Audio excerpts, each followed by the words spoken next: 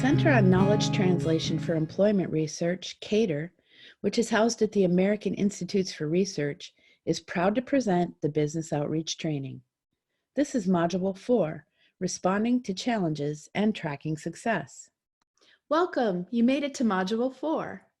This is the final module in the KTER Center's training for business outreach. We'd like to extend a thank you to the National Employment Team and especially Kathy West Evans for lending her experience to this project. I'm Linda Hedenblad, your instructor for the series. In this final module, we will study two important topics. First, responding to challenges, and secondly, tracking success. We will also explore tips for overcoming the challenges of working with businesses.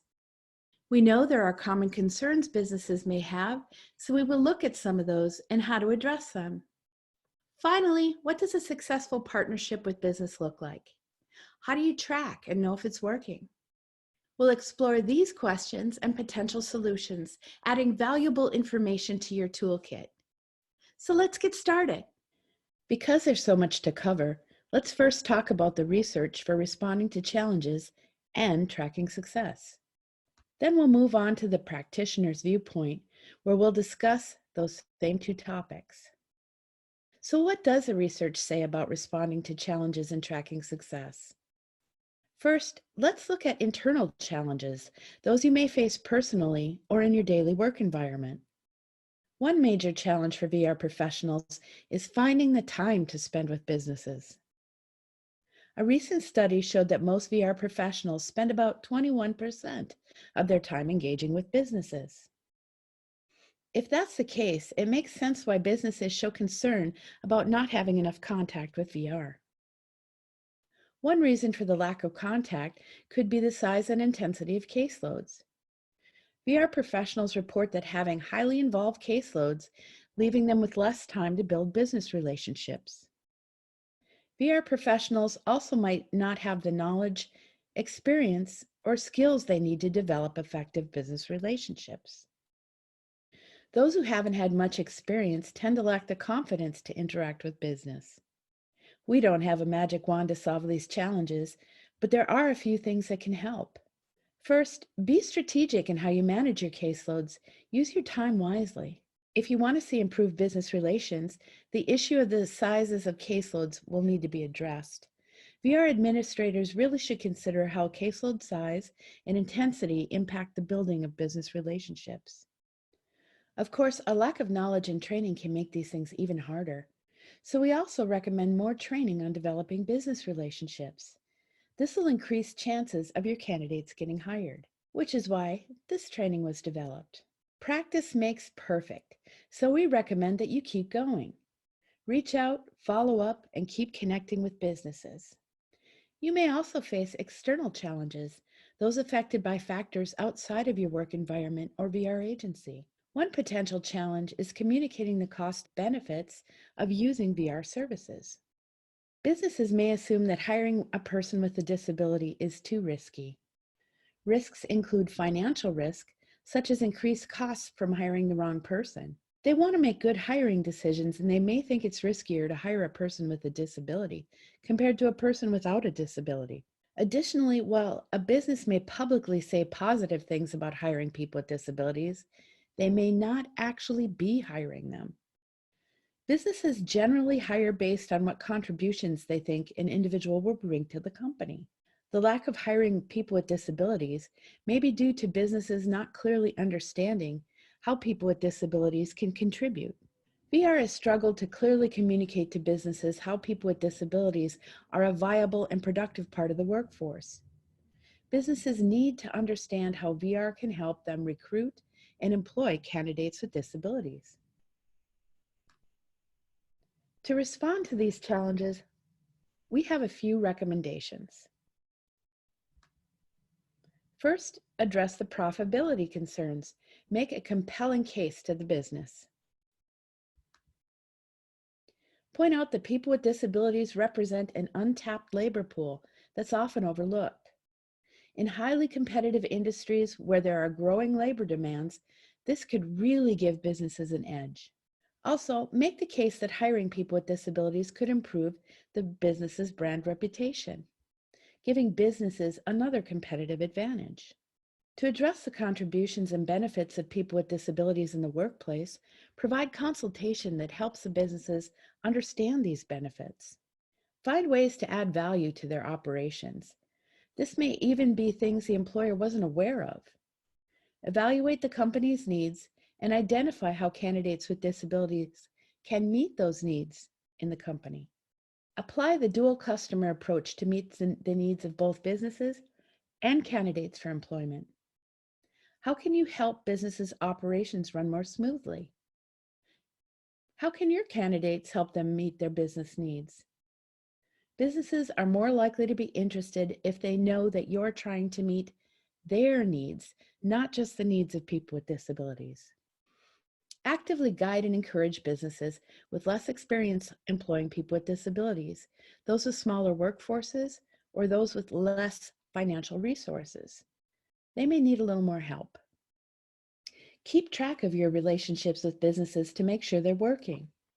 Do the businesses want to keep partnering with you to hire more candidates? Continued successful relationships is the marker to success. In fact, most of the research focuses on just that, staying in contact with businesses to get a feel of how these partnerships are working over time. You can boost the success of the relationship by showing businesses that you'll provide continuing support to them. For example, in a recent study, one VR professional indicated that they made frequent phone calls to businesses as a way of demonstrating their availability. Make sure to respond to requests from businesses in a timely manner. Follow up with businesses on the progress of employees recently hired through your partnership.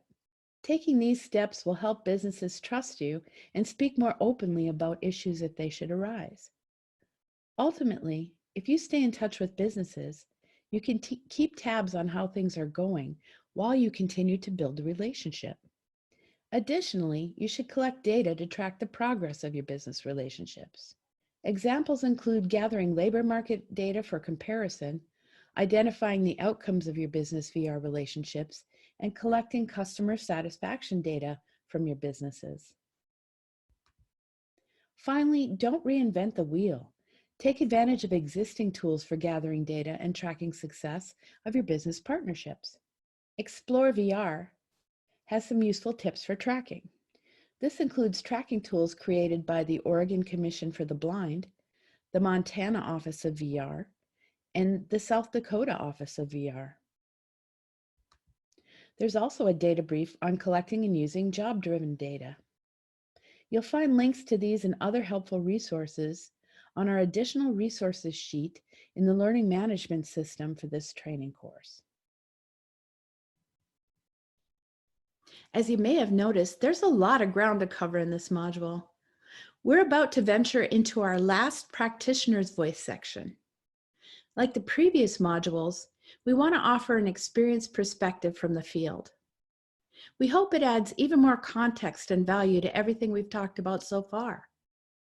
At the end of the day, we want you to come away with an arsenal of tips and ideas that will set you up for success in building relationships with businesses. So stay with me and let's finish together. We're almost there. And now the practitioner's voice on responding to challenges and tracking success. As we explore the practitioner's voice, we'll again map our discussion to the strategies for business outreach. The topics of responding to challenges and tracking success lead to quite a few strategies. We may not go over each of these individually, but they'll be touched on the remaining slides.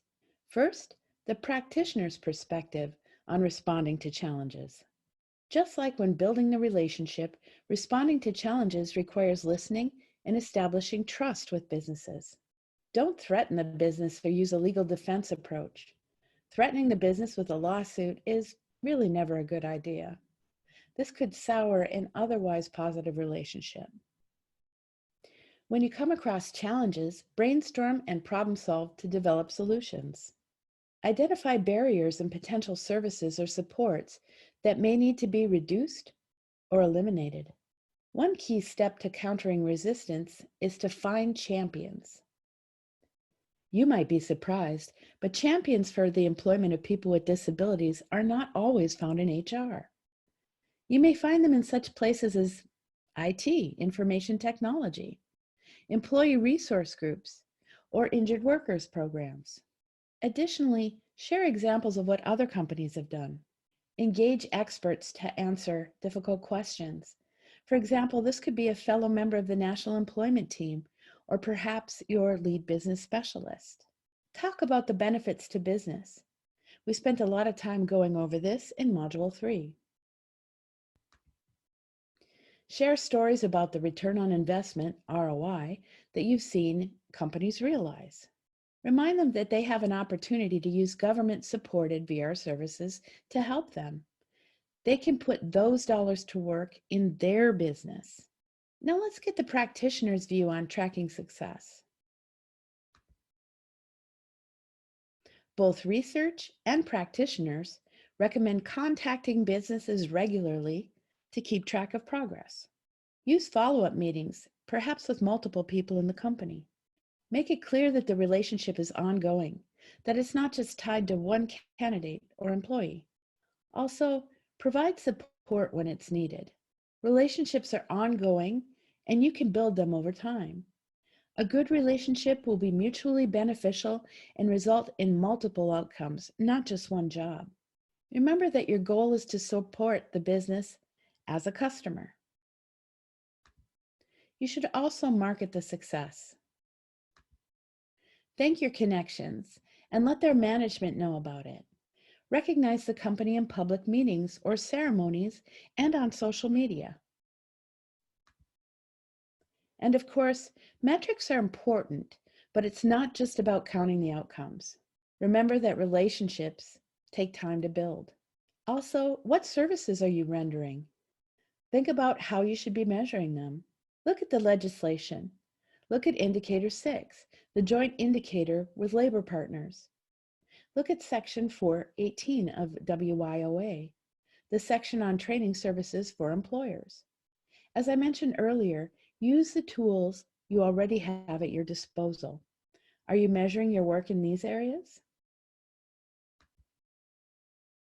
In short, know how to measure the outcomes, but also how to maximize their impact.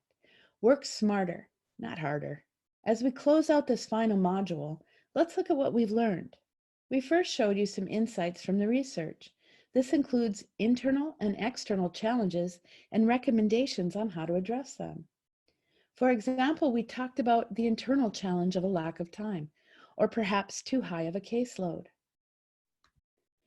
We also looked at the external challenges, such as overcoming preconceived notions businesses might have about the costs of employing people with disabilities. Research also suggests following up with businesses to help track success. Collect data and make frequent phone calls to demonstrate that you're available while keeping tabs on how things are going. Next, we looked at the practitioner's viewpoint. This includes tips on addressing challenges like identifying barriers and finding business champions. Finally, we also talked about ways to track success. Examples include maintaining a positive relationship through recognition and measuring outcomes using the tools at your disposal. Congratulations! You've completed Module 4, which means you're finished with this training course. Awesome job!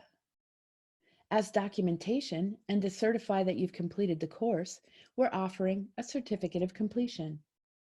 When you pass the final knowledge check for Module 4, you'll receive your certificate.